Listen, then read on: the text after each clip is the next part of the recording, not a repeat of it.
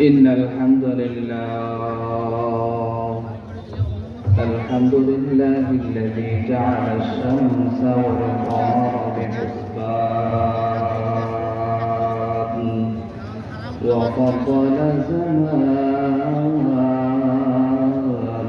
على زمان وإنسانا على إنسان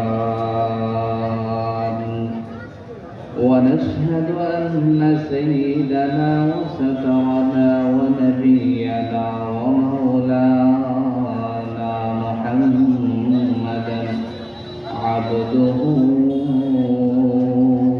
ورسوله أرسله الله تبارك وتعالى في كلامه المجيد وفي فرقانه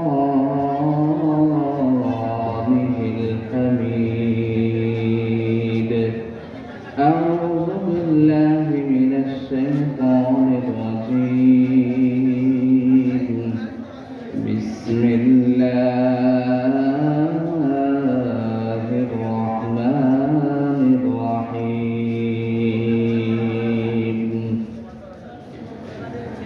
ألا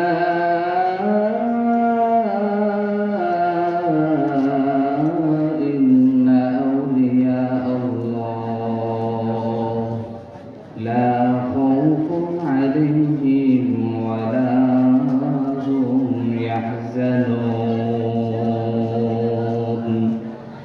بارك الله لنا ولكم في القرآن العظيم ونفعنا وإياكم بالآيات والذكر الحكيم. قال النبي صلى الله عليه وسلم: لا إيمان لمن لا أمانة له ولا دين لمن لا عهد له، أو كما قال عليه الصلاة والسلام.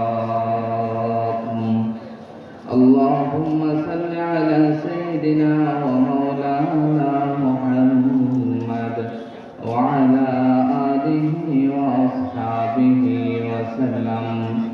اللهم بارك على محمد وعلى آل محمد كما باركت على إبراهيم وعلى آل إبراهيم إنك حميد مجيد. हम वास्त सुनती है मगर अमल करती भी नहीं है। हम वास्त करती है, हम वास्त सुनती है मगर अमल करती भी नहीं है। अगर अमल करता तो हम पर बुरा दिन आते नहीं है। अल्लाह अल्लाह क्या मुबारक नाम है। अल्लाह अल्लाह क्या मुबारक नाम है। अल्लाह अल्लाह आशिकों का काम है। अल्लाह अल्लाह आशिकों का काम है।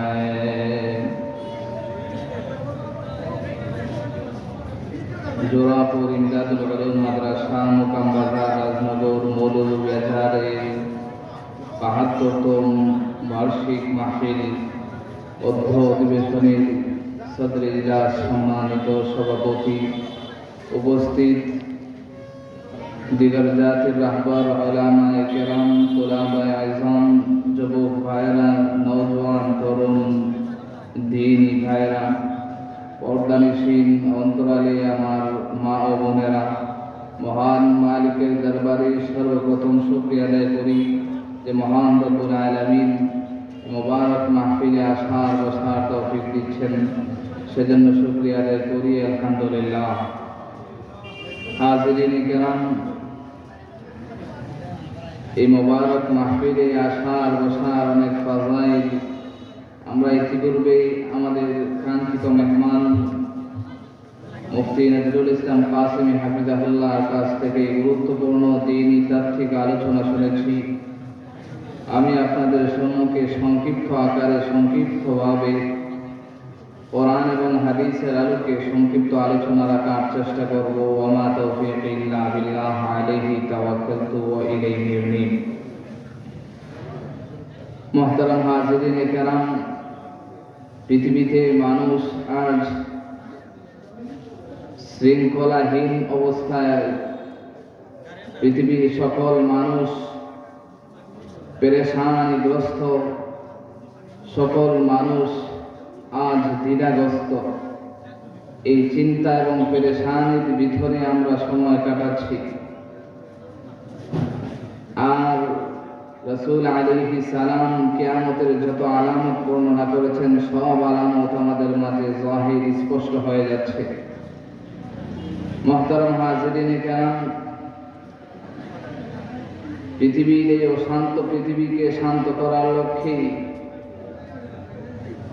যে যুগকে কারণে শয়তানের যুগ, কারণে জাহিলিয়াতের যুগ বলা হতো, সেই যুগ ছিল নবী আলাইহিস সালামের পূর্বের জামানা। সেই জামানায় অবাধে মানুষ হত্যা ছিল বৈধ, সেই সময়ে নারী হত্যা ছিল বৈধ, সেই সময়ে নারীদের উপর নির্যাতন নিপীড়ন করা হতো, সেই সময়ে শিশু হত্যা করা হতো, সেই সময়ে বিভিন্ন ধরনের ফিতনা আর মুসিবত ছিল মানুষের উপর। সব সময় মানুষ মারামারি আর হানাহানির ভিতরে থাকত। সেই বর্বর যুগ থেকে মুক্তি পাওয়ার জন্য, সেই বর্বর যুগ থেকে মানুষকে সঠিক পথ দেখানোর জন্য আল্লাহ সুবহানাহু ওয়া তাআলা শেষ নবী সরদারে কায়েনাত মুহাম্মদ আরবি সাল্লাল্লাহু আলাইহি ওয়াসাল্লামকে প্রেরণ করেছিলেন। নবী আলাইহিস সালাম এসে দাওয়াতের কাজ শুরু করেছেন। সেই দাওয়াতের কাজ শুরু করার পরপরই নবী আলাইহিস সালামের এতদিনের যারা বন্ধু ছিল, সেই বন্ধুগুলো আস্তে আস্তে শত্রু হতে শুরু হয়েছে। নবী আলাইহিস সালাম দ্বীন এবং ইসলামের দাওয়াত দিলেন। দাওয়াত দিয়ে আস্তে আস্তে মুসলমান বৃদ্ধি পেতে লাগলো। এভাবেই সেই বর্বর যুগ থেকে মানুষ মুক্তি পেয়ে এবং শান্ত শৃঙ্খলাবদ্ধ একটা ধর্ম, ইসলাম ধর্ম মানুষ পেয়েছে। হাজিরিন কিরাম, নবী আলাইহিস সালাম মানুষকে দাওয়াতের কাজ করে এক পর্যায়ে দাওয়াতের কাজ করতে করতে মক্কার জীবনে থাকতে পারেন নাই, মক্কা থেকে বিতাড়িত হয়েছেন। আল্লাহ সুবহানাহু ওয়া তাআলা ডেকে বলেন, আলা ইন্না আউলিয়া আল্লাহ লা খাউফুন আলাইহিম ওয়া লা হুম ইয়াহজানুন। নিশ্চয়ই যারা আউলিয়া আল্লাহ, তাদের কোনো ভয় নাই, কোনো চিন্তা নাই। হাজিরিন কিরাম, আলোচনার প্রারম্ভেই বলেছিলাম যে নবী আলাইহিস সালাম কষ্ট ভোগ করেছেন। এখন আলোচনা শুরু করছি যে যারা আউলিয়া আল্লাহ হতে পারবে, তাদের কোনো ভয় নাই, কোনো চিন্তা নাই। কিসের ভয় নাই, কিসের চিন্তা নাই? 2 নম্বর বুঝতে হবে কারা আউলিয়া আল্লাহ, তাদের পরিচয় কি। হাজিরিন কিরাম, সকল নবীগণ পরীক্ষা দিয়েছেন।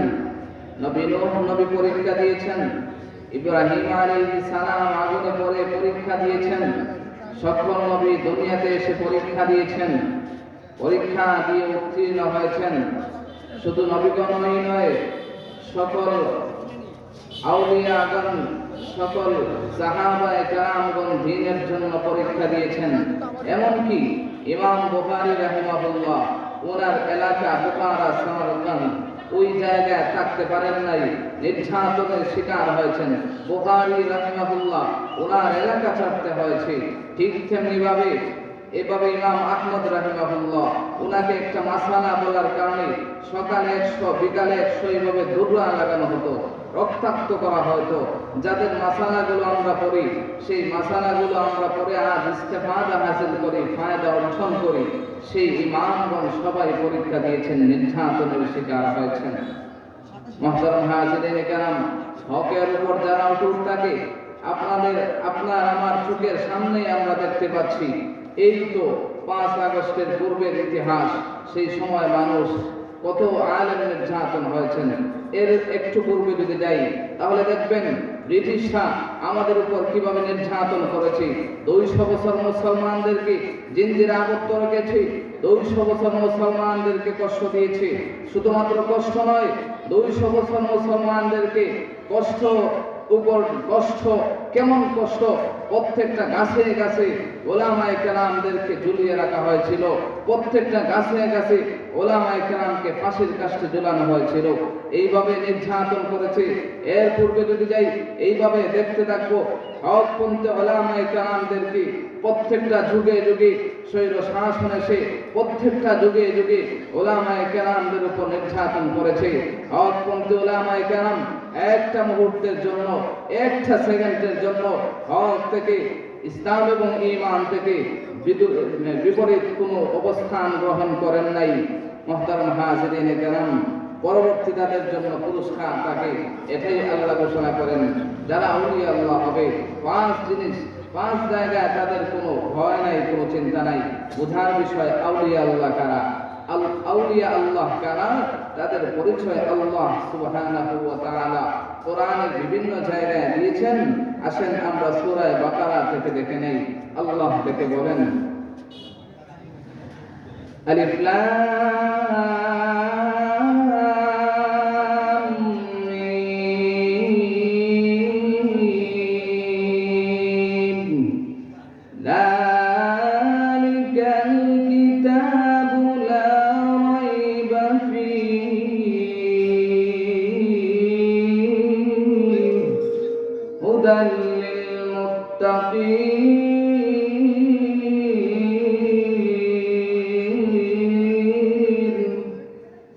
الذين يؤمنون بالغيب ويقيمون الصلاة ومما رزقناهم ينفقون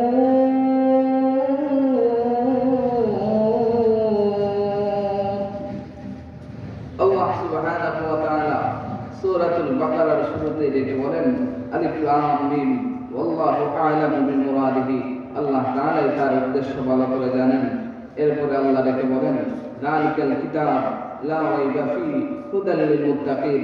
যালিকাল কিতাব আয় হাযাল কিতাব লা রাইবা ফীহি আয় লা শাক্কা ফীহি।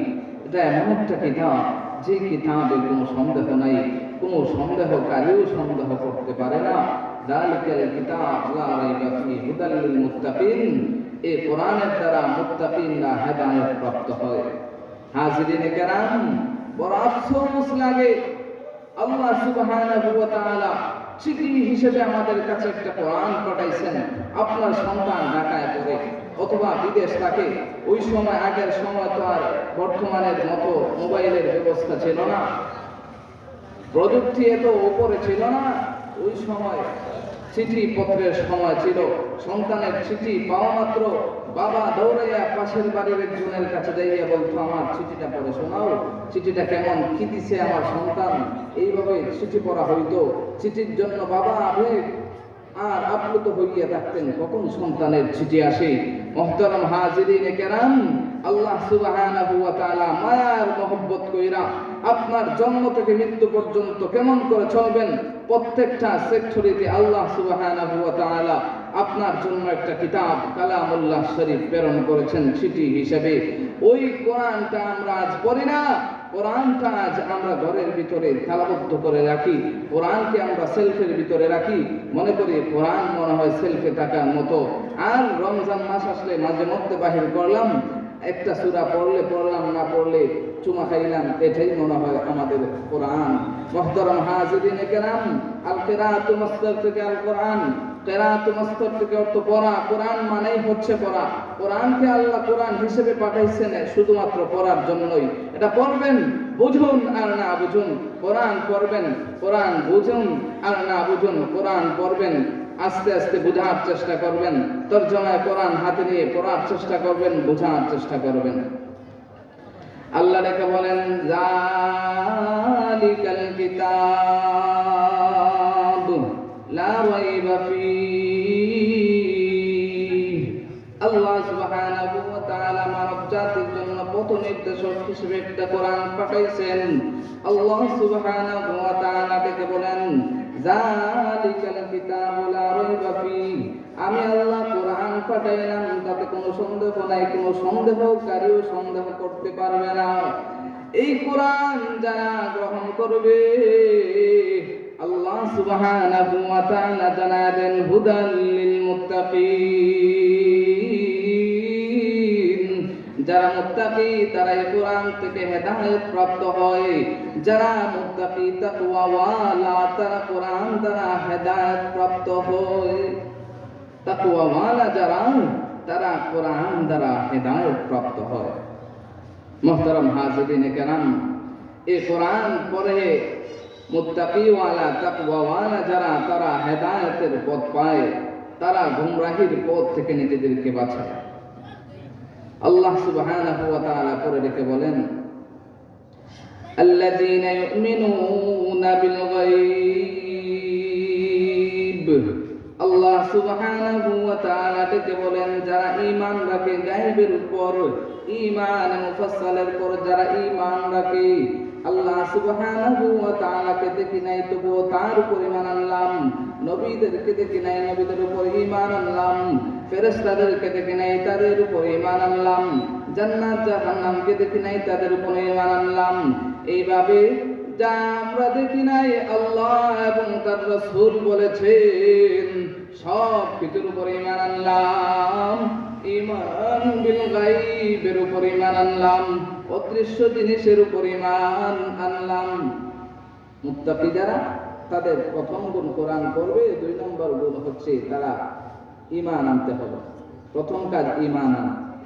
আপনার ঈমান কতটুকু আছে আপনি পরীক্ষা করতে চান। রাসূলকে সাহাবায়ে কেরাম বলেন, ইয়া রাসূলুল্লাহ, ইয়া হাবিবাল্লাহ, আমার যে ঈমান আছে কেমন করে বুঝবো আমার যে ঈমান আছে? আল্লাহ নবী জানায় দেন, ও আমার সাহাবায়ে কেরাম রে, ইদা সাররাতকা হাসানাতুকা ওয়া ইদা সাআতকা সাইয়্যাতুকা ফা আনতা মুমিন।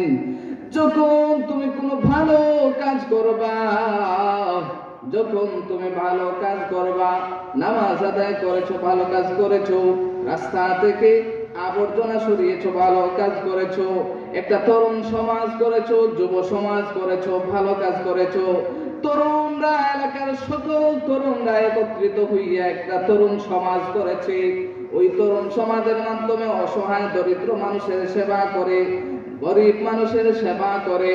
এটা খুব ভালো কাজ করেছে। যখন তারা ভালো কাজ করবা তোমরা, সাররাতকা হাসানাতুকা, ভালো কাজ করার পরে আনন্দিত হইবা, মন সাক্ষী দিবে আমি ভালো কাজ করেছি, মন বলবে আমি ভালো কাজ করেছি, তখন বুঝবা তুমি মুমিন। আর যখন কোনো মন্দ কাজ করবা, মন্দ কাজ করার পরে যখন তোমার মন ব্যথা পাবে, মন বলবে এই যে কাজ করলাম এটা তো খারাপ কাজ করলাম, এই যে কাজ করলাম এটা তো মন্দ কাজ করলাম, এই যে কথা বললাম এটা তো গীবত করে ফেললাম, এই যে কাজ করলাম এটা তো খারাপ করলাম। এইভাবে মন যখন সাক্ষী দিতে থাকবে, তখন বুঝবা তুমি মুমিন। মুমিন তুমি কেমনে বুঝবা? যখন ভালো কাজ করার পরে মন সাক্ষী দিবে যে আমি ভালো কাজ করেছি, মন আনন্দিত হবে যে আমি ভালো কাজ করেছি। আর যখন খারাপ কাজ করবা, খারাপ কাজ করার পরে মন যখন বলবে যে তুমি খারাপ কাজ করেছো, নিজেকে তিরস্কার করবে, তখন বুঝবা তুমি মুমিন। আল্লাহ সুবহানাহু ওয়া তাআলা ডেকে বলেন, যালিকাল কিতাব লা রাইবা ফীহি হুদাল লিল মুত্তাকিন আল্লাযীনা ইউমিনুনা বিল গায়ব। এখানে আরেকটা আলোচনা, আপনি ঈমানওয়ালা হইতে গেলে 3টা করণীয়। হাজিরিনে কেরাম, কিতাবের ভিতরে পাওয়া যায় যে আপনি মুসলমান, আপনি ঈমানওয়ালা কি না সেটা বুঝবেন কেমন করে, আপনি ঈমানওয়ালা সেটা বুঝবেন কেমন করে। মুহতারাম হাজিরিনে কেরাম, তিন জিনিস সমষ্টির নাম ঈমান। একটা হচ্ছে ইকরার বিল লিসান, জিহ্বার স্বীকারোক্তি। 2 নাম্বার আমল বিল আরকান, আপনার অঙ্গ প্রত্যঙ্গে স্বীকার করতে হবে আপনি যে মুমিন, অঙ্গ প্রত্যঙ্গের স্বীকারোক্তি। 3 নাম্বার ইকরার বিল কলব, অন্তরের স্বীকারোক্তি। এই 3 জিনিসের সমষ্টির নাম ঈমান। ঈমান 3 জিনিসের সমষ্টির নাম। এই 3 জিনিস যদি আপনার মাঝে না পাওয়া যায় তবে আপনি মুমিন হইতে পারবেন না। 1 নাম্বার ইকরার বিল লিসান, জিহ্বার স্বীকারোক্তি। জিহ্বার স্বীকারোক্তি কেমন করে? জন্মের পরে আপনার বাবা আপনার কানে আযান আর ইকামত দিয়েছেন, আযান ইকামত পাইয়া আপনি মুসলমান হইছেন, ঈমানওয়ালা হইছেন। ও জুরাপুরের মুসলমান, এরপর থেকে নিয়ে কোনোদিন মসজিদেও যাও নাই, এর জন্মের পরে আযান ইকামতের পর থেকে নিয়ে কোনোদিন আর কোনো ভালো কাজ করো নাই, আপনার জিহ্বা স্বীকারোক্তি করে নাই।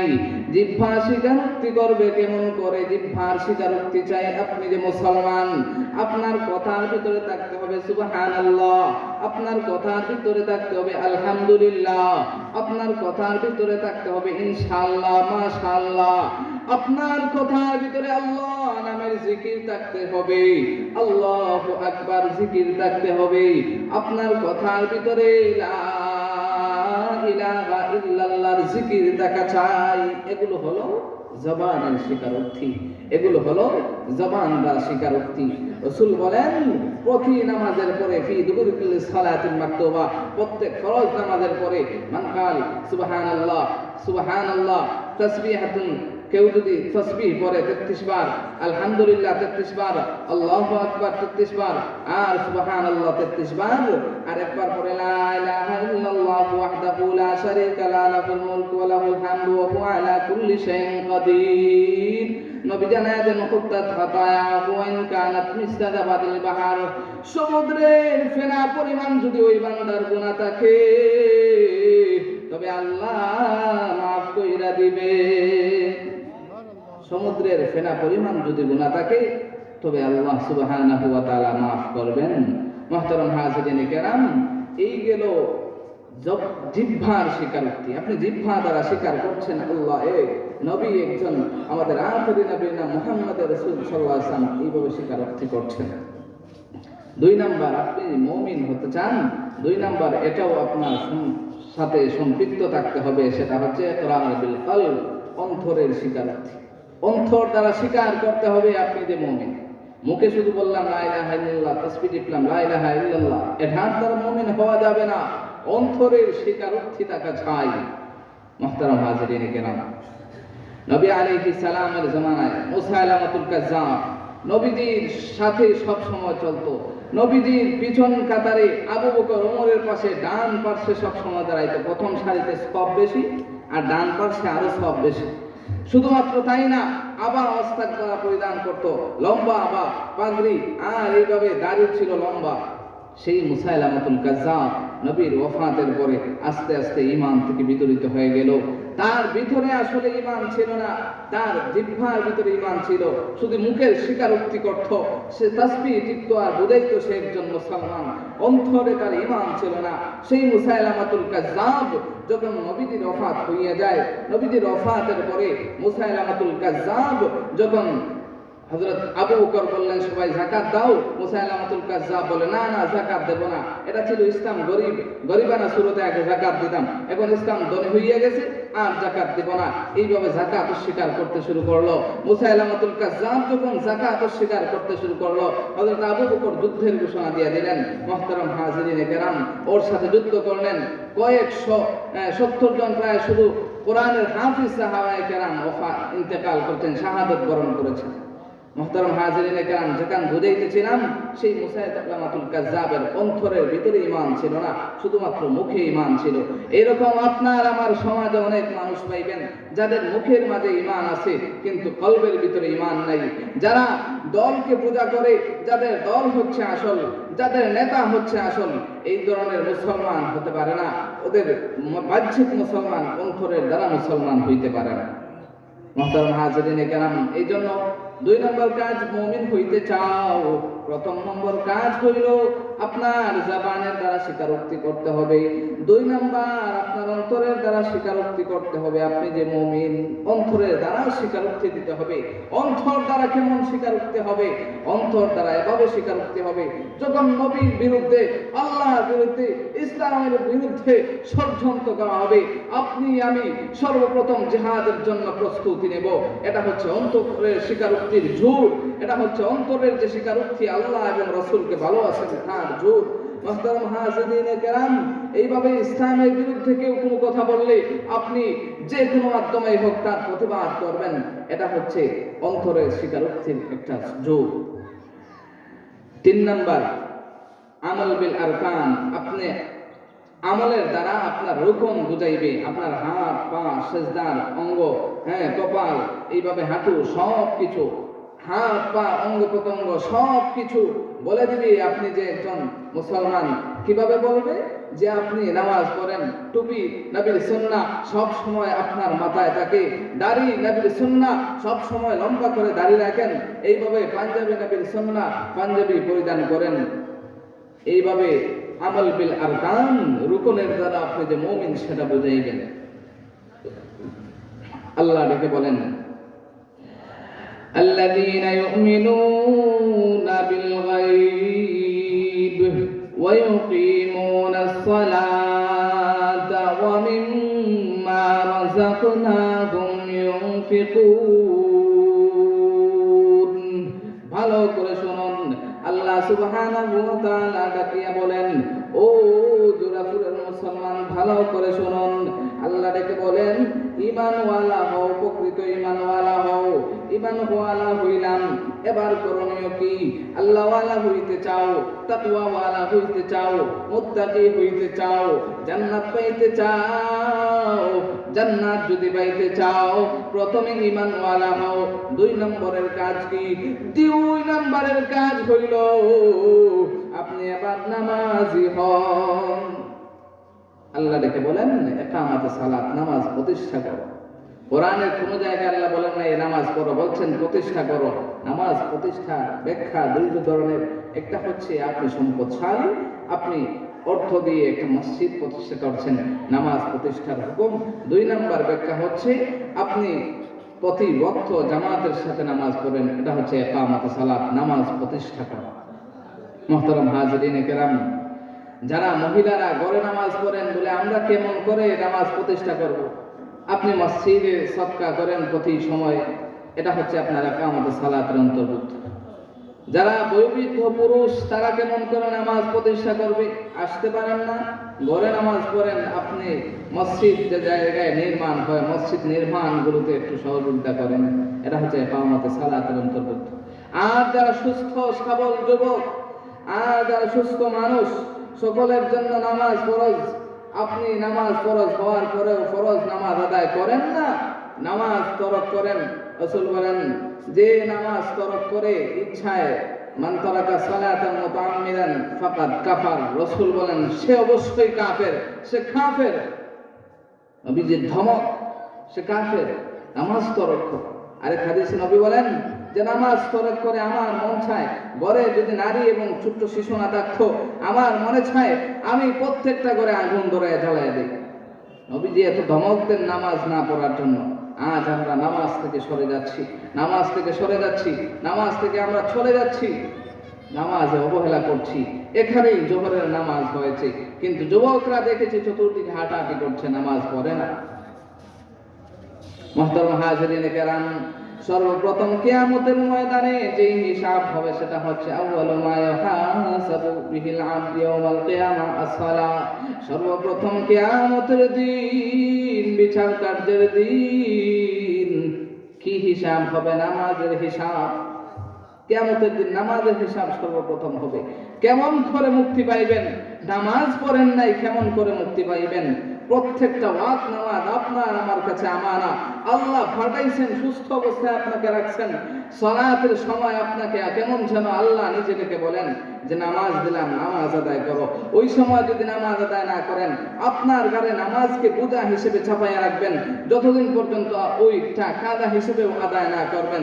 যদি আদায় না করেন, কাল মাহশরের ময়দানে সর্বপ্রথম বিচারের কাঠগড়ায় দাঁড় করানোর পরে আপনাকে জিজ্ঞেস করা হবে নামাজ কি পড়েছো? ওই সময় কেমন করে মুক্তি পাইবেন? একটা বার কি ভাবছেন যে কেমন করে মুক্তি পাইবেন? যত অবহেলা আছে, যত ওয়াসওয়াসা আছে, যত শয়তানি আছে, সব শয়তানি নামাজের সময়টুকু আপনি বাদ দিয়ে দিবেন। নামাজের সময়টুকু নিজের সাথে মনস্থ করবেন যে আজকের পর থেকে আর কোনোদিন নামাজ তরক করব না। কমসে কম আর যত যাই করি না কেন, কমসে কম আল্লাহর আদালতে যাতে নামাজের জন্য আমরা আসামি হিসেবে কাঠগড়ায় না দাঁড়াইতে হয়। আল্লাহ সুবহানাহু ওয়া তাআলা প্রত্যেককে নামাজ পড়ার তৌফিক দিন। আল্লাহ বলেন, আল্লাযীনা ইউমিনুনা বিল গায়ব ওয়া ইউকিমুনাস সালাত ওয়া মিম্মা রাযাকনাহুম ইউনফিকুন।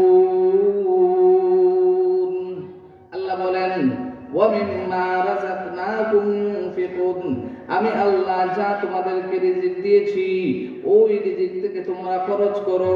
আমি আল্লাহ ধনাত্ম বানাইছি তোমাদেরকে, তোমরা ধন পাইছো, ওই ধন থেকে নেশাব পরিমাণ মালের যদি মালিক হইয়া যাও, তবে ওই মাল থেকে তোমরা যাকাত আদায় করো। আমি আল্লাহ তোমাদেরকে ধন দিয়েছি, ওই ধন থেকে তোমরা তোমাদের পাড়া প্রতিবেশীর ভিতরে যত গরিব আছে, আত্মীয় স্বজনের ভিতরে যত গরিব আছে তাদেরকে দাও। আমি আল্লাহ তোমাদের ধন দিয়েছি, ওই ধন থেকে অসহায় মানুষ যখন হাত পাতায় ওই অসহায় মানুষকে দাও। আল্লাহ সুবহানাহু ওয়া তাআলা কিছু মানুষকে ধন দিয়েছেন, কিছু মানুষকে দেন নাই। আল্লাহ দুনিয়ার নিজামে ভাবে রাখছেন, পরীক্ষা করছেন কিছু মানুষকে ধন দিয়ে। ওই ধন কি আপনি ভালো কাজে ব্যয় করেন নাকি গান বাজনায় ব্যয় করেন? আল্লাহ আপনাকে ধন দিয়েছে, ওই ধন আপনি গান বাজনার ভিতরে দিয়া দিলেন 10,000 20,000 টাকা, নাকি মাহফিলে দিছেন, নাকি জোড়াপুর মাদ্রাসার ওয়াজ মাহফিলে দিছেন? ওই জিনিসটা কাল মাহশরের ময়দানে আপনার আমার সামনে প্রকাশ পাবে। ও মুমিন বান্দারা ভালো কইরা শুইনা লাও, আল্লাহ সুবহানাহু ওয়া তাআলা জানায় দেন, আমি আল্লাহ যা তোমাদেরকে দিয়েছি সেই রিজিক থেকে তোমরা আল্লাহর রাস্তায় খরচ করো। ওয়া মিম্মা রাযাকনাহুম ইউনফিকুন, আমি আল্লাহ যা রিজিক দিয়েছি তার থেকে তোমরা খরচ করো। মুহতারাম হাজিরিন কিরাম, আল্লাহ যা রিজিক দিয়েছেন সেই রিজিক থেকে আমরা সৎ পথে খরচ করব, অসৎ পথ থেকে আমরা খরচ করা বন্ধ করব। আল্লাহ তৌফিক দিন। এই যে জিনিসগুলো আল্লাহ বললেন, এইগুলো হচ্ছে তাকওয়া গুণ। তাকওয়ার প্রথম নম্বর গুণ প্রকৃত ঈমানওয়ালা হইতে হবে। তাকওয়ার 2 নম্বর গুণ আপনি নামাজ প্রতিষ্ঠা করবেন। তাকওয়ার 3 নম্বর গুণ আল্লাহ জানায় দেন, যা আমি রিজিক দিই সেটাকে খরচ করো। মুহতারাম হাজিরিন কিরাম, এই তিনটার ভিতরে অবশিষ্ট যত আমল ছিল সব আমল ঢুকে গেছে। কেমন করে ঢুকছে? প্রথম নম্বরে আল্লাহ বলছেন ঈমান আনো। সেই ঈমানের ভিতরে আপনার সমস্ত পুরা বডি ঢুকে গেছে, পুরা বডি আপনার ঈমানের ভিতরে ঢুকে গেছে। আপনি কোনো কাজ করবেন, আল্লাহ তো দেখছেন। পৃথিবীর কেউ দেখে না, কোমলের নিচে বৈশা গোনা করো আর বাবা পৃথিবীর কেউ দেখে না। না না, একজন তো দেখনেওয়ালা আছে, সেই দেখনেওয়ালা তো দেখতেছে। আল্লাহ সুবহানাহু ওয়া তাআলা আপনাকে আমাকে এত আদর করে বানাইলেন। আল্লাহ সুবহানাহু ওয়া তাআলা আপনাকে মায়ার মহব্বত কইরা বানাইছেন। শুধু মায়ার মহব্বত কইরা বানান নাই, একজন মুসলমানের ঘরে জন্ম দিয়া মুসলমান বানাইছেন। কত বড় নিয়ামত, কত বড় নিয়ামত। ও মুমিন মুসলমান, আল্লাহ সুবহানাহু ওয়া তাআলা আপনাকে আমাকে কুকুর শুকর বানান নাই। আল্লাহ সুবহানাহু ওয়া তাআলা দয়ার মায়া কইরা আপনাকে আপনাকে মানুষের ঘরে জন্ম দিয়েছেন, শুধু মানুষের ঘরে নয়, শেষ নবীর ঘরে জন্ম দিয়া শেষ নবী আখির নবীর উম্মত বানাইছেন, সুস্থ রাখছেন। কত কত নিয়ামত, কি শুকরিয়া আদায় করবা, কোন নিয়ামতের শুকরিয়া আদায় করবা আর কোন নিয়ামত অস্বীকার করবা। ও মুমিন, আল্লাহ আপনাকে আমাকে আদর কইরা বানাইছেন, আসমান আল্লাহ বানাইছেন কুন ফায়াকুন বইলা, জমিন আল্লাহ বানাইছেন কুন ফায়াকুন বইলা, পাহাড় পর্বত আল্লাহ বানাইছে কুন ফায়াকুন বইলা, চাঁদ সূরজ বানাইছে আল্লাহ কুন ফায়াকুন বইলা, সব কিছু আল্লাহ কুন ফায়াকুন বইলা বানাইছে। আপনাকে আমাকে আল্লাহ নিজ হাতে খালাকতু বিয়াদিয়া, নিজের হাতে দ্বারা বানাইছে। আল্লাহ নিজের কুদরতি হাতের দ্বারা বানাইছে। এর ভিতরে একটা সুন্দর কপাল দিয়েছে, একটা সুন্দর কপাল দিয়েছে, চেহারা দিয়েছে, হাত দিয়েছে, পা দিয়েছে, সব জিনিস একটাবার ভাবো, এইগুলো দ্বারা আপনি আল্লাহ তাআলার কতটুকু শুকর আদায় করছেন। হাজিরিনে কেরাম, তাহলে এতক্ষণ আলোচনায় বুঝলাম তাকওয়াওয়ালা হওয়ার জন্য আমরা ঈমানওয়ালা প্রথমে হইতে হবে। ঈমানওয়ালা হওয়ার পরে 2 নম্বর কাজ ইকামতে সালাহ, নামাজ প্রতিষ্ঠা করতে হবে। হাত পা মাধ্যমে যখন আমরা নামাজ পড়ব, হাত সাক্ষী হবে, পা সাক্ষী হবে, কাল মাহশারের ময়দানে আমাদের কপাল সাক্ষী হবে। আল্লাহ ডেকে বলেন, আল-ইয়াওমা নাখতিমু আলা আফওয়াহিহিম ওয়া তুকাল্লিমুনা আইদিহিম ওয়া তাশহাদু আরজুলুহুম বিমা কানু ইয়াকসিবুন। আল্লাহ ডেকে বলেন, আল-ইয়াওমা নাখতিমু আলা আফওয়াহিহিম, আজ তোমাদের জবান বন্ধ করে দিলাম, মোহর মেরে দিলাম। যে জবান দ্বারা তোমরা হাইটে হাইটে গীবত শিকায়াত করতা, যে জবান দ্বারা মানুষের গীবত শিকায়াত করতা, পরনিন্দা করতা, যে জবান দ্বারা মানুষকে গালি দিতা, ওই জবানকে আজ আমি আল্লাহ মোহর মাইরা দিলাম, শিরাই কইরা দিলাম। আর তোমাদের জবান কথা বলতে পারবে না। নাখতিমু আলা আফওয়াহিহিম ওয়া তুকাল্লিমুনা আইদিহিম, তোমাদের হাতের জবান খুলে দিব, হাত কথা বলতে শুরু করবে। তোমাদের পায়ের জবান খুলে দিব, পা কথা বলতে শুরু করবে, হাত কথা বলতে শুরু করবে। হাত কি বলবে? হাত জানায় দিবে, ও আল্লাহ, এই হাতে দ্বারা অমুক জায়গায় দিয়ে গুনাহ করছে, এই হাতের দ্বারা অমুক জায়গায় দিয়ে পাপ করছে, অমুকের জিনিস চুরি করছে, অমুককে অবৈধভাবে মারছে, অমুকের সম্পদ চুরি করছে। এই হাত একটা একটা করে বলতে শুরু করবে। শুধুমাত্র কি হাত? না না না, হাত তো কথা বলবেই, পাও কথা বলতে শুরু করবে। পা সাক্ষী হিসেবে আল্লাহর আদালতে দাঁড়াইয়া দিবে, আল্লাহর আদালতে দাঁড়াইয়া বলতে শুরু করবে, কোন জায়গায় তুমি চুরি করতে গেছিলা, কোন জায়গায় মানুষকে অন্যায়ভাবে মারছ, সব কিছু হাত এবং পা বলতে শুরু করবে। নামাজের টাইমে অলসতা কইরা কোথায় গেছিলা, সব কিছু হাত পা বলতে শুরু করবে। মুহতারাম হাজিরিনে কেরাম, এতক্ষণের আলোচনায় আমরা বুঝলাম যে তাকওয়াওয়ালা হওয়ার জন্য 1 নম্বর ঈমানওয়ালা হওয়া চাই, 2 নম্বর নামাজি হওয়া চাই, 3 নম্বর আমাদেরকে আল্লাহ যা ধন দিয়েছেন সেই ধন থেকে আমরা খরচ করব আল্লাহর রাস্তায়। এই 3 গুণওয়ালা যদি হইয়ে যান, তবে আপনি তাকওয়াওয়ালা হইয়া গেলেন, আল্লাহওয়ালা হইয়া গেলেন। অত বেশি আমলের প্রয়োজন নাই, সারা রাত তাহাজ্জুদে, সারা দিন রোজা রাখা, এত বেশি আমলের প্রয়োজন নাই। শুধুমাত্র আল্লাহ সুবহানাহু ওয়া তাআলা যা আদেশ করেছেন মানহিয়াত থেকে বাঁচবেন, আর যা আদেশ করেছেন মা'মুরাত, যা আদেশ করেছেন সেগুলো পালন করবেন। এতটুকু আমল করবেন, আল্লাহ জান্নাত দিবেন। এতটুকু আমলের বিনিময়ে আল্লাহ জান্নাত দিবেন। আল্লাহ ডেকে বলেন, ইয়াসআলুনাক, আল্লাহ ডেকে বলেন যে মানুষের আমার কাছে চায় না কেন? আমি মানুষের কাছে, আমি আল্লাহ সুবহানাহু ওয়া তাআলা বলেন, আমি বান্দার জন্য চাইলে তাকে বান্দা কখন জানে আমাকে ডাক দিবে, আমি আল্লাহ সেই বান্দার জবাব দিতে চাই, আমি আল্লাহ সেই বান্দার ডাকের জবাব দিতে চাই। وَإِذَا سَأَلَكَ عِبَادِي عَنِّي فَإِنِّي قَرِيبٌ أُجِيبُ دَعْوَةَ الدَّاعِ إِذَا دَعَانِ, আমি আল্লাহ বান্দার ডাকের অপেক্ষমান, বান্দা তুমি কখন জানি ডাক দিবা। আল্লাহ কেমন জাত, আল্লাহ তো এমন জাত, আল্লাহ সুবহানাহু ওয়া তাআলা লা তাখুযুহু সিনাতুন ওয়ালা নাওম, আল্লাহ তো ঘুমায় না, তন্দ্রাও নাই, নিদ্রাও নাই। কখন জানি আমার বান্দা ডাক দিবে। রাত 3টার সময় বান্দা পেরেশান, পেটের ব্যথায় আল্লাহকে ডাক দেয়। ওই সময় আমি আল্লাহ সজাগ, তাকে পৃথিবীর সবাই ঘুমায়, আমি আল্লাহ সজাগ, আমার বান্দা তো আমাকে ডাক দিয়েছে।